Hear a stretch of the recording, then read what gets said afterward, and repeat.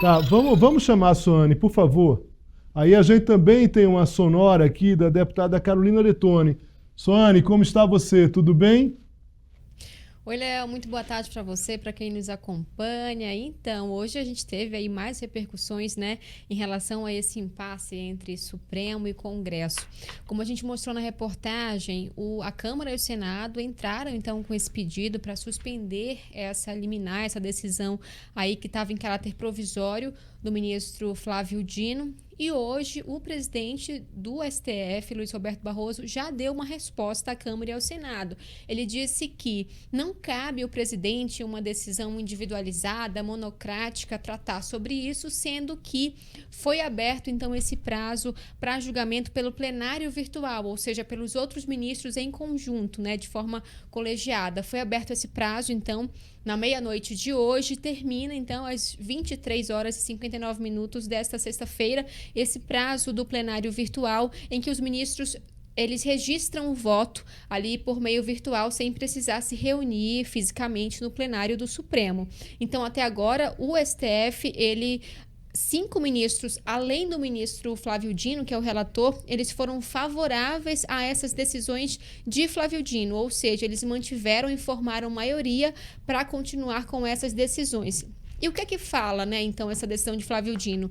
Para além da questão da suspensão dessas emendas impositivas, que são obrigatórias, né, esse pagamento por parte do governo, como também essas emendas PIX, eles falam o seguinte, que se houver um entendimento, um diálogo entre os três poderes, entre legislativo, judiciário e também o executivo, com soluções para trazer mais transparência acerca do uso desses recursos públicos por meio dessas emendas, então é possível fazer a liberação.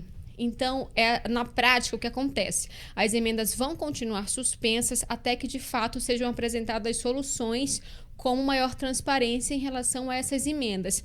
Só fica fora aí dessas restrições, dessa suspensão, aquelas emendas de obras já em andamento e também de obras ou de situações que envolvam estados que estejam em situação de calamidade pública, como no caso no Rio Grande do Sul, se tiver alguma obra lá que seja com algum tipo de emenda, ela não deve ser afetada por se tratar, né, de um estado e vários municípios, ali a maioria dos municípios que estão nesse momento ainda de situação de calamidade pública.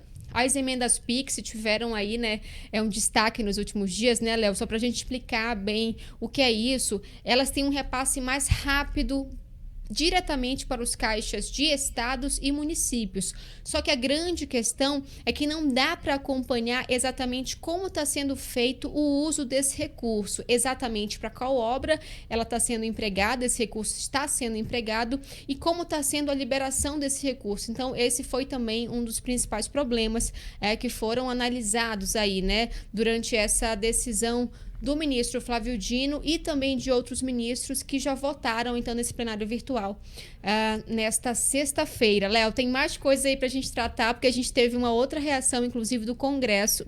A gente teve ontem, né, já uma reação no sentido de não aprovar uma medida provisória que liberava 1 bilhão e 300 milhões de reais ao judiciário, e a gente também teve uma outra reação por parte da Câmara dos Deputados, em especial, porque o presidente da Câmara, Arthur Lira, desengavetou a PEC 8 de 2012. Que PEC é essa? É uma proposta que quer mudar a Constituição para proibir as chamadas decisões monocráticas, quando só um ministro, como no caso do Flávio Dino, decide suspender, por exemplo, alguma lei, né, algum projeto que já passou ali, né, pelo Congresso Nacional, para suspender a eficácia de alguma lei que já foi discutida pelo Congresso. Então, com isso, na prática, Lira encaminhou essa proposta de emenda à Constituição, essa PEC, para a Comissão de Constituição e Justiça. É a primeira etapa ali dentro da Câmara e depois pode ser que ela vá direto ao plenário se for aprovada a questão da urgência, certo? Então, há uma expectativa de que isso possa ocorrer, inclusive, essa semana, porque a presidente da CCJ da Câmara, Caroline Detoni, ela que é do PL de Santa Catarina, ela se posicionou ainda há pouco, disse que é favorável, né, a essa PEC, a aprovação dessa PEC, e queria dar agilidade e celeridade à discussão dessa pauta. A gente lembra, né, Léo, que essa semana vai ser semana de esforço concentrado na Câmara. Foi definido, então, né, algumas semanas foram definidas por Arthur Lira, devido às eleições municipais, que teriam esse esforço concentrado para que em outras semanas os deputados ficassem livres aí para atuar nas suas bases eleitorais. Então, a última semana de trabalho efetivamente presencial na Câmara vai ser semana que vem e isso pode, então, ser encaminhado. A gente tem, Sônia, a declaração aí da Carolina Orettoni, presidente da CCJ. Vamos, por favor, a declaração da deputada. Acabou de sair da mesa da Câmara dos Deputados o despacho do presidente Arthur Lira da PEC 8, 2021 e da PEC 28, 2024, que estão agora na CCJ, e daremos mais rápida celeridade a esses dois importantes projetos. Primeiro, para evitar que um só ministro suspenda a vigência de uma lei aprovada no Congresso Nacional e sancionada pelo Poder Executivo, e num segundo momento o ativismo judicial na PEC 28, que proíbe que o Supremo inove na legislação a revelia da sua própria competência e usurpando a competência do Poder Legislativo. São importantes temas que vamos com certeza entregar para o Brasil em breve tempo, porque é disso que a nossa democracia precisa: reestabelecer a competência de cada poder da República. Sônia, é isso, né? Tem uma guerra aí entre dois poderes, muito claramente. É difícil você usar a palavra guerra, porque guerra já é o limite de uma relação, né? Mas, de fato, cada vez mais se acentua essa dificuldade e o Congresso está avançando, de fato, em relação, ou tenta avançar, de fato, em relação ao Supremo, Sônia. Como é que você avalia? Você acabou de dizer que tem uma semana que hoje começaram as campanhas oficialmente, né?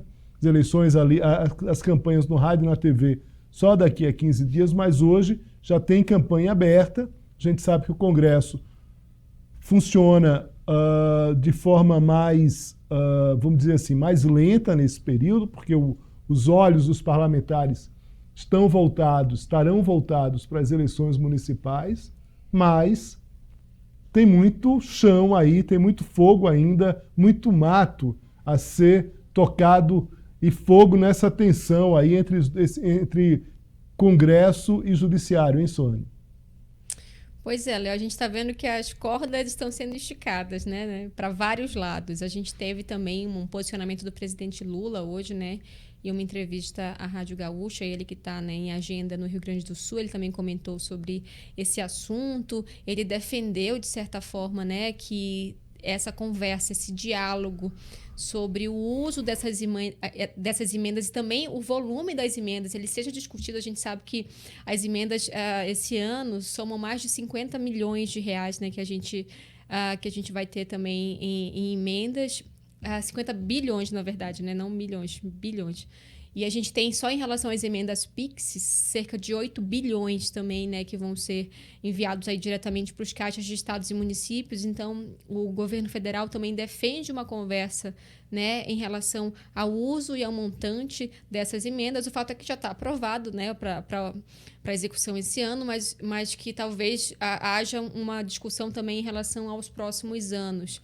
E isso em parceria com os governadores. Esse foi um ponto colocado por Lula, que essas emendas devem ser aplicadas ali em obras, enfim, no que for saúde, enfim, etc., educação nos estados, mas que seja também em consonância com os governadores que fazem essa política pública também nos estados do país. Então, esse foi um ponto colocado por Lula, mas, ao mesmo tempo, a gente vê, né, na Câmara dos Deputados que teve... A gente viu ao longo desses últimos dias que a gente teve essa preocupação em procurar também líderes, né, parlamentares, e esse incômodo geral em relação a essa questão das emendas e outras medidas que afetem, que colocaram também, né, em pauta não só essa questão do judiciário, como também em outros temas. Por exemplo, a a tributária, regulamentação da reforma tributária, a gente teria, então, a votação dos destaques, que são aquelas propostas de mudanças ali no texto, que seria, né, votado nessa semana, na quinta-feira. Ontem, na quarta noite, ou ainda ontem, poderia ser votado, né? Mas a gente viu que o Lira postergou, então, a votação da regulamentação ali da reforma tributária, o segundo projeto da reforma tributária, essa que é uma pauta muito importante do governo federal. Então, justamente também por causa dessa questão das emendas que impactou de forma indireta. Os parlamentares se reuniram, se focaram com essa questão das emendas, deixaram um pouco de lado a tributária, entendendo que talvez o governo também, algum interlocutor do governo, deveria buscar também um acordo ali no Supremo para que essas emendas não fossem suspensas. Então, a gente tem uma série de repercussões e a gente sabe, como você bem colocou, que a semana, né, vai ser curta ali. Depois, quinta-feira, a gente já vê poucas votações. Sexta-feira, então, como é o dia de hoje, mais algumas decisões individuais, sem votações. Então, apesar do esforço concentrado que começa na segunda-feira, geralmente as votações, ainda é uma semana que não são de 5 dias. Então, assim, são muitas propostas em poucos dias. Ainda tem essa questão eleitoral e mais agora, né, essa outra PEC, que é uma proposta de emenda à Constituição, que muda a Constituição, que exige uma articulação diferenciada ali entre os parlamentares, porque o número de votações favoráveis tem que ser maior. Então, são vários pontos que acabam afetando também a rotina de votações e de projetos que já estavam na fila, né, Léo? Suane, me conta uma coisa aqui. Por que o nome, a audiência quer saber aqui, por que o nome Emenda Pix? A gente sabe que no caso do Pix, se eu envio um Pix para você, vai ter ali o meu nome, né, o nome de quem passou e o seu e alguns registros bancários ali de quem recebeu efetivamente. Mas eu não sei o que você vai fazer a partir dali do aquele dinheiro. Mas, no mínimo, é curioso esse nome. Tem a audiência aqui perguntando. Vamos tentar responder, Suane, por que esse nome Emendas Pix? São vários tipos de emendas, né, desses recursos que são enviados pelos parlamentares. Tem algumas emendas que são de bancadas, ou seja, dos parlamentares que fazem parte ali do mesmo estado, por exemplo, estado de São Paulo. A bancada se reúne e decide para onde vai mandar uma quantia, enfim, um valor que foi destinado para as emendas de bancada, certo? Aí tem emendas de comissão. Cada comissão, então, também tem um recurso que possa enviar também para obras, enfim, etc., para diversos fins, finalidades diversas. Temos também a questão das emendas PIX, que foram apelidadas dessa forma, por quê? São emendas individuais que cada parlamentar, deputado ou senador vai enviar ali para sua base eleitoral, para estados ou municípios. Ela foi chamada desse jeito, porque além dela ser individual, do parlamentar, é o parlamentar que indica, ela chega mais rápido, diretamente à conta dos estados e também das prefeituras, por isso que ela foi apelidada dessa forma. O problema das emendas PIX é isso, é que há essa indicação por parte do parlamentar, mas não há uma especificação de onde esse dinheiro, de fato, ele foi empregado. Não existe a assinatura de um convênio, por exemplo, em que você vai especificar o uso desse recurso. Não existe também uma especificação das etapas, porque geralmente essas emendas são liberadas em parte. A primeira etapa de uma obra, a segunda etapa de uma obra. Então, assim, por isso que as emendas para obras em andamento não serão afetadas, mas porque elas são liberadas em parte. Tudo isso faz parte do bolo do orçamento, que vai para a saúde, que vai para a educação, que vai para os ministérios, que vai para o funcionalismo público, para pagamento de salário. Então, tudo isso sai do mesmo bolo. E por isso que há essa preocupação de entender exatamente como esse recurso está sendo utilizado ali na ponta, para qual projeto ele está sendo utilizado ali na ponta. Então, por isso essa questão também dessa importância da transparência e por isso também pela agilidade desse recurso chegar ali às prefeituras e também estados, que ela foi apelidada, né, Léo, de Emenda Pix. Pois é, então você que está nos assistindo, que está buscando ali um lado nessa, vamos dizer, nessa guerra de foice ali entre Congresso e Supremo, é legal saber exatamente o que é que os parlamentares estão defendendo e o que está sendo julgado no Supremo em relação a essas transparências. Muitos parlamentares, a gente não precisa nomear aqui, mas muitos parlamentares querem continuar jogando o jogo jogado atualmente, que é não dar transparência a essa destinação dos recursos. Aqui não vai uma defesa do Supremo ou coisa parecida, mas quando você, que está nos assistindo, for se posicionar, é bom entender um pouco, e a Soane explicou muito bem aqui, o que é que está em jogo, ou uma das pontas que estão em jogo nessa situação. Tem uma disputa de poder? É claro que tem. Mas é preciso saber o que cada um está defendendo efetivamente. Quem está defendendo transparência, regulação, forma de punição, e quem está satisfeito com o jogo jogado atualmente. Soane, é curioso isso, e aí eu encerro, vou fazer uma pergunta para você e vou encerrar aqui a sua participação no seguinte sentido. O Congresso, de alguma forma, se fortaleceu tanto por conta desse orçamento, seja em relação ao orçamento secreto, as próprias emendas PIX, que hoje o número de parlamentares que querem se aventurar na eleição para prefeito vem caindo ao longo do tempo. Ou seja, hoje a conta do deputado, a conta do senador é muito melhor eu estar no Congresso, eu tenho muito mais poder efetivo do que se eu for disputar uma eleição para a prefeitura. Isso tem mudado um pouco também o jogo, né, Soane? Você que está ali no Congresso o tempo todo, você vê cada vez mais esse protagonismo de deputados. Senadores sempre tiveram, de uma forma geral, tanto que poucos senadores disputaram prefeituras ao longo do tempo, mas no caso de deputados, esse protagonismo é cada vez maior, justamente, Soane, por conta desse poder orçamentário, não? Exatamente, eu estava até lendo aqui, Léo, porque são muitos números, né, essa questão também da economia e do que tramita ali dentro do Congresso Nacional, mas eu estava vendo aqui a questão do orçamento desse ano, são 5,6 bilhões de orçamento para emendas de comissão, 11 bilhões, a gente tem aqui também 11 bilhões... emendas de comissão, é isso. As individuais são 25 bilhões, as emendas de bancada são 11,3 bilhões. Então, assim, são realmente um recurso muito, muito volumoso ali que cada parlamentar ele pode, né, fazer a indicação ali para o seu estado, seja para a área de saúde, para a área de educação. E aí, com esse ponto, a gente até fez uma pesquisa recente, assim, um levantamento recente com a DIAP, que é o Departamento Intersindical de Assessoria Parlamentar, que eles fazem esse tipo de levantamento.